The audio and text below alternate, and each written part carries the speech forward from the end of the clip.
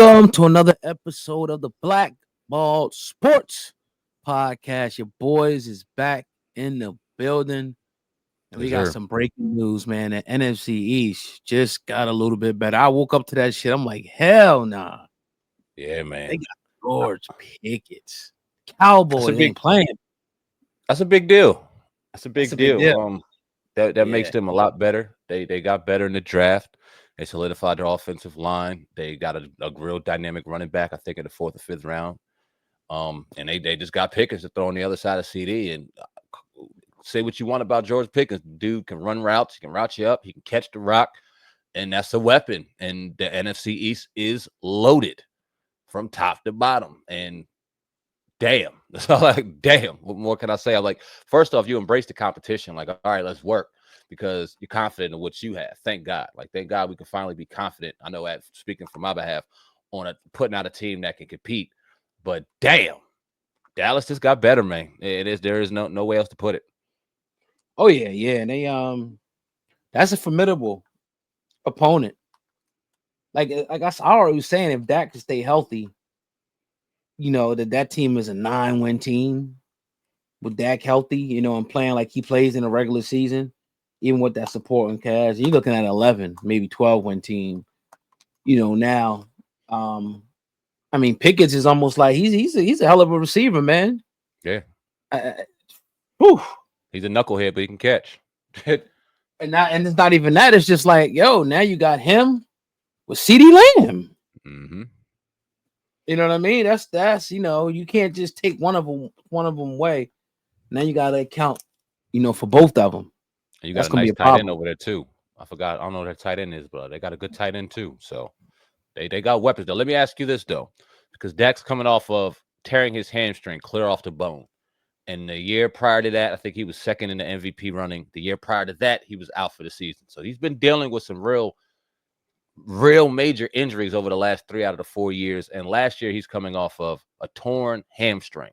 So do you think we see the same Dak just off and running and the Cowboys team click on all cylinders, or do you see a little bit of a getting back to it process for Dak 4 or 5 games and then we see him getting back going, or do you see him even being healthy this year?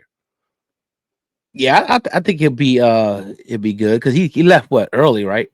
Yeah, left early in the season, so I think with medicine now and the way people train, I think he'll be good. But I think it's more dangerous if he starts slow.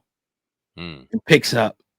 I'd rather him start fast and cool off than start slow and start to get back to his mid-season form and shit going into the playoff. Because that at some point that has to change. You would think, at some point they have to get over that hump, and move on and at least get to the NFC Championship game. Will it be this year? Who knows? But they got as good a chance as anybody. If that defense can be anything, and if that offense is as good as it looks on paper, I mean, it could be a good offense. I can't. The NFC East is totally different this year. It's loaded. Even the Giants, it's like it's not one team where you could say, all right, they're gonna take it this year. Now I'm not gonna say the Giants are gonna take it, but between the Cowboys, Washington, and Philadelphia, it could be like a 3-way race. It's up. It's up, and you look at. I'm glad now that we went and grabbed Trey Amos in the 2nd round, because obviously, if you ain't got a secondary in this division, you're gonna get eaten the fuck up. You're gonna get eaten alive. I think every one of our outside of the Giants, I know Giants got Malik, and I forgot who else they got, but you look at Devontae and AJ, Terry and Debo, now fucking Pickens and CD. My God, dog. We probably have out of the whole divisions and out of the whole conference, we probably got the best tandems in the entire divisions, all of them, East, NFC East, without question. Yeah, it's hard to argue that. It's definitely hard to and people always criticize the Eagles for not throwing the ball enough already. I don't care how we win. I don't care if we run it, throw it. I don't care. But people say, they don't throw it enough. They got AJ Devontae, so hey, it is what it is, man. That's crazy though. I was mad. I was like, when I seen them, I'm like, damn. For a third, too. They ain't even really give up much, man. Right. I didn't even think he was on the trading block. I didn't think I thought he was going to rock out with DK Metcalf. Yeah, me too. But who's throwing it to him? And I mean, and that time came on, he's probably like, yo, who's throwing me the rock? I don't know. He going out of the season last year, he kind of was giving looks like he don't know if he was going to be there. So there was questions. And then you see it kind of simmered down a little bit. And now all of a sudden he's traded. It's crazy. But what do you think about their coaching and Jerry Jones aspect? Do you think that Jerry Jones and the coaching staff interferes with any of the product that we see on the field this year to kind of prohibit them getting to where they could go talent-wise? Yeah, I mean, it could. Especially offensive coaching always matters. Mm-hmm. You know, that could be a thing that could hinder them. I'm not gonna lie. You know, especially on the offensive side of the ball. But I mean, how was that? Who was that running back over there in Dallas? I know they got Miles Sanders. They picked up a running back from Denver who's okay. Okay. And then they got a rookie running back who's fast as shit. He got some fumbling issues, but the dude is lightning out of a bottle for screens. You know what I mean? That fast game, he's a problem. He's a problem. So, and then they just got a good DN pass rusher rookie. So, on paper they look good, man. On paper they look good. Yeah, then you got to be able to stop. Like even if you talk about the receivers, you got to be able to get the ball out first. Right. If these motherfuckers up in your face, especially the Giants and the Cowboys D line, it could be man. See, what we're doing. Our thing is like we just gonna beef up, run the ball down your throat. That's what the Eagles is gonna do. That's their philosophy. Like you know, if you ain't got you got small guys back there, we just gonna run the ball down your throat. Mm-hmm. You know what I mean? But that's not everybody's philosophy. Some people want to stand back and throw 40, 50 times. Right. You know what I'm saying? So it's just gonna we're gonna see, boy. I actually can't wait. I think we're equipped to deal with it or whatever the case may be because of the offensive line and the skill players that we got. But it's gonna be a different season. It ain't gonna be like it was last year. Oh yeah. And you know, and right now I hope everybody stays healthy. You know, that's not always going to be the case. You're going to have injuries, but I'm talking about like hope everybody's quarterbacks stay healthy. I hope the main contributors stay healthy so we can honestly see and really have some games till we go, okay, this is the best. Because I hate the built-in excuses, right? Like because you never know. So it's always there. Like Dak getting hurt last year. Oh, we would have did this if we would have did. Man, we don't know. You probably would have. You might not have because Dak was playing like dog shit before he got hurt. So we don't know. You know what I mean? But I think he definitely has a chip on his shoulder. If the coaching lines up with what they got on that field and Jerry Jones stays out the way, man, it's always F the Cowboys, and I always think we're gonna win. But can't deny it. They talented right now, man. Really yeah, it's going wild, man. I ain't gonna lie. I'd rather have more competition. Yeah, you know, than running over teams or whatever the case may be. But it's not gonna be as easy as it was for any team to come out. You know, other division, you know what I mean, like it used to be. You know what I mean? What do you see? You said that you could see Dallas winning 11, 12 games. What do you think the winner of division, no matter who it is, who do you think their win total ends up with? How many games do you think you got to win in this division to win it? Probably 13. Probably 13. Yeah, probably 13. You kicking ass, you win 13, boy. Yeah. I mean, think of the Eagles won 18 games last year. So that's not easy to do. You know what I mean? It's like you almost got to win pretty much every game. Yeah, you lost 3, right? Yeah. And it was like on like a last minute. Most of them was on last minute plays, except for Tampa. Right. You know what I mean? So it's just like, God damn. You know, but then again, injuries. You never know who's going to go out. Like, what if somebody's star quarterback goes out? Right. I hope that don't happen, but you never know. You never know. And then it's like, you know, the whole season, because that's what happened with Dallas. Like Cooper Rush is only going to take them so far. Yeah, you know that. But then again, Dak wasn't playing that well either. He's a case, man. I tell you, because he could be like top 5 or like bottom 5 in any given week. Yep, it's crazy. He can look unstoppable, or you're like, damn, well, who is he throwing to? And you just kind of hope he does that in the division games. But I mean, history will show.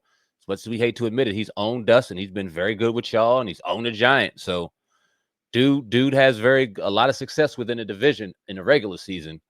I hope they don't even see the postseason and even have that conversation. But I'm just, for some reason, back of my mind, I'm like, all right, let's see if that dude Schottenheimer is actually the coach of that team, or he has strings and he's just a puppet for Jerry. Because if that's the case, that could be the one thing that mess him up. Because we know what kind of coaching staff and culture y'all got over in Philly. You know what we're establishing and what coaching staff we got over in Washington.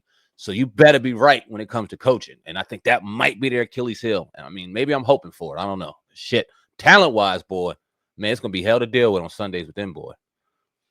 Yeah. We welcome the challenge. Yeah. You know what I'm saying? We welcome it, man. It's going to be a fun-ass year next year. A lot of primetime games. How many? You see a lot of primetime NFC East games this year? I do, especially with this move now. Oh, yeah, definitely. They're going to want to I think they kind of leaked who we're gonna be playing the first game. A lot of people saying it might be Chicago. Y'all in Chicago? Yeah, that's how I'm hearing. I don't know how true it is or whatever. What you think about that? I don't know, man. You know, not a good look for them, I would say. Yeah, it's a little bit of a letdown, if you ask me, man. Right. But I mean, Chicago's that team that they want. Mm-hmm. You know, obviously, and they're going to be good. And they're going to be good, bro. That offense it just depends on how the quarterback plays. If he could, put it together, they're going to be a good team. They got a lot of players. He has no excuses this year, and I love Caleb, but he has no. They've took care of that offensive line. He has receivers everywhere. He just got Luther Burden. He's an absolute animal at receiver. He has running backs everywhere. They're talking about them maybe getting Nick Chubb. They are loading this team up. They are loading this team up to take the NFC North. So young boy ain't got no excuses, man. I hope he goes out there and balls out because he got weapons everywhere. Yeah, and he's a talent. He's got talent. Hell yeah. Out of this world. He just up here. Mm-hmm. If you ain't got it up here, like, throw all that talent in the fucking garbage. Yeah, live bullets getting thrown at you. You got to be mentally tight, boy, because that's live bullets, and that shit's faster than usual. Right, and the season's here because you figure they got the schedule release shit coming soon. Yep. Which, I mean, I don't, whatever to keep the shit flowing. Yeah, I'm gonna watch it and be entertained by the bullshit. Right, OTAs. People gonna start putting out their schedule predictions, which, I don't really like it because you never know, how your team's gonna be playing, who's gonna be in the game. But it's good for fun. Like, all right, you think at the beginning, all right, we're gonna beat this team, or we can beat this team, we can beat this team. Hopefully, you're right about that shit. Right. Well, I mean, you tell me one fan that actually looks at that schedule. I've never objectively looked at a Washington schedule in my fucking life. Every game I look at, I'm like, oh, we gonna win that shit. We gonna win that. I was saying this shit with Sam Howell, and I knew damn well we was about to lose. But I'm like, no, we can win that shit. Fans just do fan things, yo. So we all think we're gonna win, but obviously, we ain't gonna go undefeated. So we should do a schedule prediction on here when it come out, just to kind of see where we both fit on with our team. We should do it for every team in the NFC. Oh yeah, you know what I mean? What we think they record gonna end up being. Yeah, because sooner once the season hits, this is gonna ratchet up. Oh yeah, this channel's gonna ratchet up. We really gonna really getting into it. Another bit of news today, though, the Eagles are bringing back Dallas Goedert. They restructured his contract. He's taking less money, but he's gonna come back for this year. This will probably be it. I think I'm excited about that. Even though he's injured a lot, when he plays, he's a dog, and he's a blocking tight end. You don't really see a lot of them. Like, he'll block the shit out of you, and he'll catch the ball. So that happened today. I don't know if you've seen that. I did. And y'all just always do a good job of retaining players. That's why y'all have such a loyal, even alumni, because they fucking stick around their entire career. When you look at some of y'all staples the last couple of years, they stuck around. They played one team. You know what I mean? Brandon Graham, Fletcher Cox, Kelsey, they one team. You know what I'm saying? So y'all established a real good culture over there. I was gonna ask because there was a lot of questions about him on the trade block and throughout the offseason, and I guess draft came by, so they decided not to go ahead and move along with it. What is your next in line for tight end? Do y'all have anybody developing that people really don't know about? Do y'all have to draft one? What it look like over there for tight end for y'all? Not really. That's why I think they brought him back. They kind of sucked it up. I don't think he found what he was looking for as a trade partner because they let him seek a trade or whatever. Right. Nobody wanted to put the money up for him or whatever. I think mainly to do with his injuries. He misses like 5 or 6 games a year, maybe even more. But so it's nobody really you're bringing up behind. Like when we let go of Zach Ertz, he was there. Yeah, right, exactly. I had a farm sister, tight ends and shit, right. So I think what's going to happen is next year we're probably gonna maybe 3rd, 4th round. We'll probably draft a successor and we'll put him right in. But I would like to see them keep him. Zach Ertz, I was fine with letting him go, whatever, because his style of play. Not that he's a bad player or nothing like that, but he's just a possession receiver. Yeah, he don't block. Right, he don't block. You know what I'm saying? So I would like to see them keep him. Like they didn't keep Zach Ertz if they can. Is it going to happen? Probably not, because he's going to probably, if he has a good year, which most likely he will, he'll probably price himself out like Milton Williams did and Josh. Yeah, Sweat. They priced themselves out. And good for them. How old is Goddard? I think he's like 30 now. Okay, so he might got, if he balls out this year, he got one more deal. He probably could sneak out. Yeah, he might get number 30, 40 or something like that. Yeah, maybe 50. So I don't blame these guys, man, for going for that bag, because it's rough out here. Yeah, you could make extra couple million. Shit, why not? I was listening to the podcast that is called the Take Command podcast with Logan Paulson, Santana Moss, and Fred Smoot, and they were just talking about like undrafted rookies and undrafted free agents, and it's like you don't realize how dire it is. Yeah, you get a check, but you ain't even in the same locker room as the other people. You ain't in the same location, and at any moment, if somebody goes down on the main roster and there's somebody out there better than you, they're going to take your spot and fill that spot with the person next to you, or the person better. So there's no guaranteeing that shit. So people are really out there fighting for their lives when it comes to this. So they take it seriously, man. So when they get that opportunity to get a payday, you got to cash in on it, and you want to, especially with all these incentives and all these clauses and stuff. NFL, like any other league in this world, that contract and that money is not guaranteed. And I guess I'm 50-50 on it. To a certain degree, I agree with it. To a certain degree, I'm like, all right, well, I wish there were more things in place to where these players can have some type of security out there laying their lives on the line every week for our entertainment. But yeah, man, I agree with you. If a player can go out there and get their bread, as much as we love them as fans, we want to keep them around as fans. As a man now, you like, yeah, go get your bread, bro. Go get your bread. Oh, yeah. Let me ask you this. Yeah. Draft 2026, Washington, D.C., our nation's capital, National Mall to be out there where they do the presidential inaugurations, where Martin Luther King gave his I Have a Dream speech. What's your thoughts on the draft being in D.C., man? A lot of people are obviously, it's not much football going on, so a lot of people are very excited about it. I'm personally excited about it. Not more so because I'm a fan of the team, because I think it's going to look dope. It's going to be mad people and bring a lot of money to the city, man. But what's your thoughts on the draft coming to D.C.? I really don't have no thought, honestly. I look at it as like this, I think it's good because, they talk about a new stadium and getting a new stadium. So it's kind of good, and Washington's one of the greatest cities, most beautiful cities in America. So I think it's good to have the spotlight. But other than that, I haven't really thought about it much. You know what I mean? Like kind of like even if it's in Green Bay. You know what I mean? It's just like, okay, they go in different cities every year. Yeah. You know what I mean? But I think it's, it's good now because, new stadium and, they want to now start developing that area more, because when the stadium comes, all this stuff is going to come over there. So they're going to put the NFL spotlight on that city, which I think is dope. I'm kind of mad to see it moving out of Landover. Yeah. You know what I mean? Because I thought that was a good area too. Not the way they did it and shit like that. Right. But like just the area, Landover, Maryland. I got a lot of family there. So, a lot of people going to be losing a lot of jobs in that area. Restaurants probably gonna go out of business and things like that. All the shit that be in that area right there. Yeah. That's the only part I'm about set. But hey, Washington is busy as shit. Oh my God, yo. You gotta train in and train out or something, cause yeah. When I go to the stadium, when I go, because I'm a season ticket holder now. I don't know if I'm gonna be able to afford that shit when they start that new one. Hopefully I can in 5 years, but it definitely be training in, because fuck that. And if you go into that draft, I highly suggest you stay in Maryland or Virginia. It's going to boost the whole economy around there. And that's what I'm happy about, because one, it's a lot of political red tape on even getting the stadium. It's like we're right at the finish line, but we didn't cross it yet because people are worried about how much money the taxpayers will have to fund out. Now, Josh Harris and his company is willing to throw damn near $3 billion of their own money. He's a private investor. This is what he do. So he can go ahead and get that money, put it up. The franchise is putting it up themselves. And then I think the city themselves owe $900 maybe close to $1 billion that they would have to put out between pipes and streets and transportation and shit like that to service the stadium. And when you bring in a draft and you think you can bring in over 1 million people, and those million people have to eat, shop, patronize, you might get 500, 600, 700 million at the draft alone.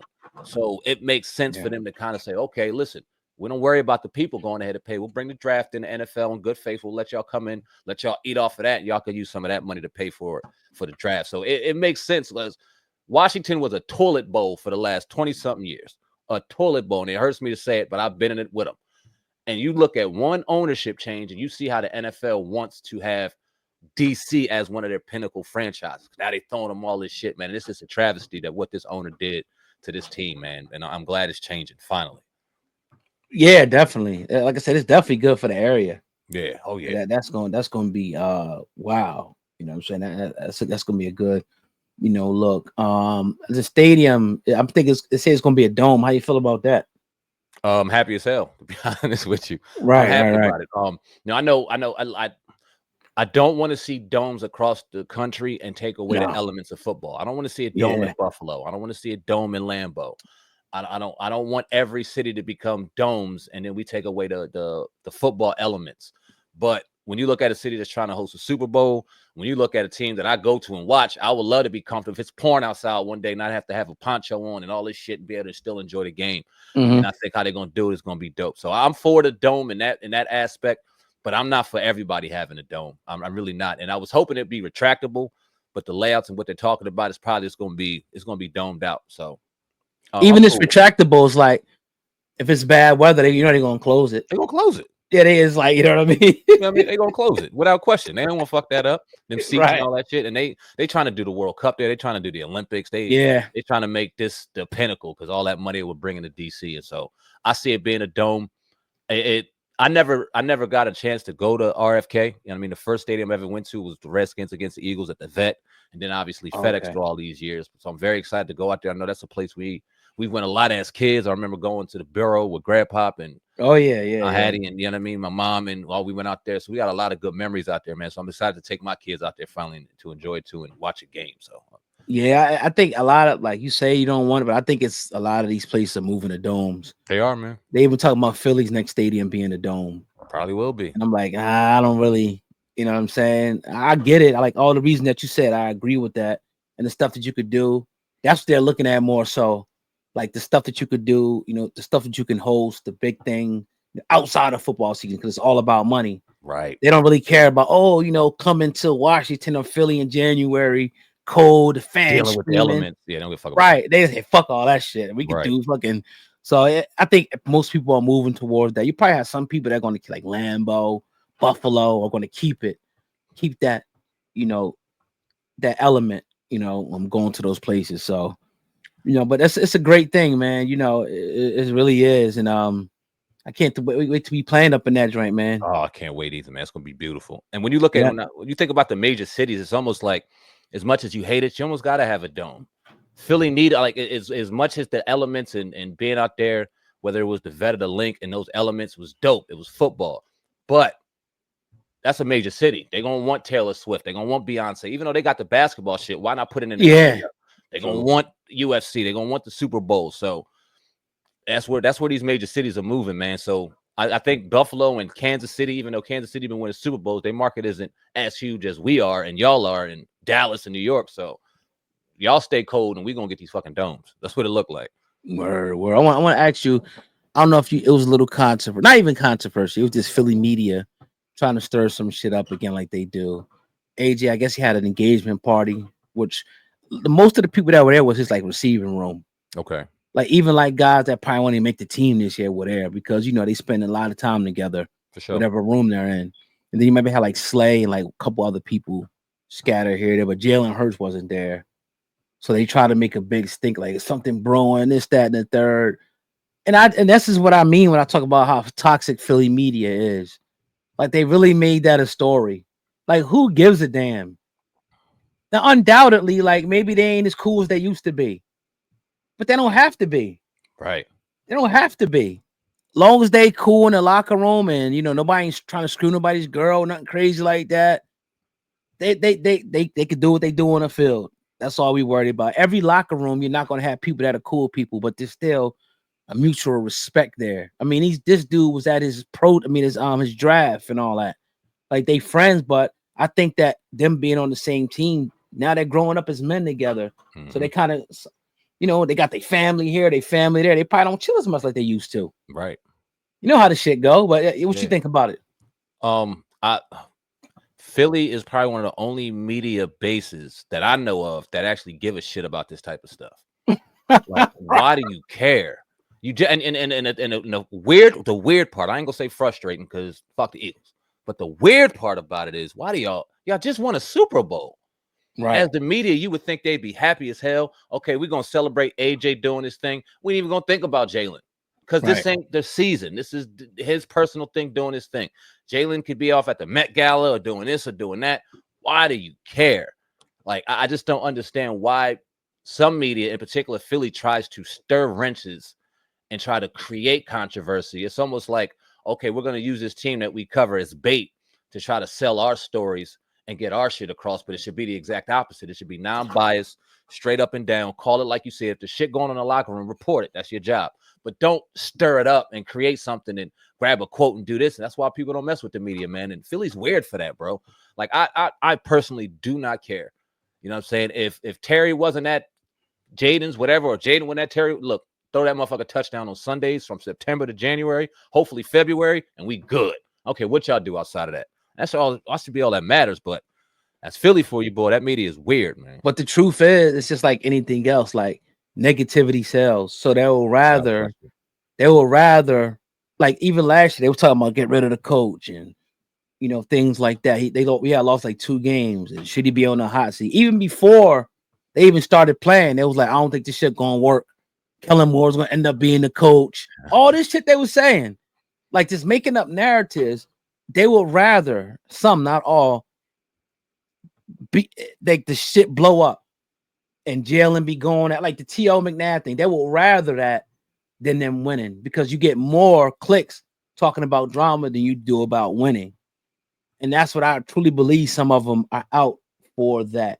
Yep. And they know that the Philly fans are very, passionate. So we're going to feed into all that shit. Mm-hmm. And then as a result, it gets, their stories and shit and people talking about them. One guy being Chase Daniels. This guy is a career backup. Mizzou. Never did shit.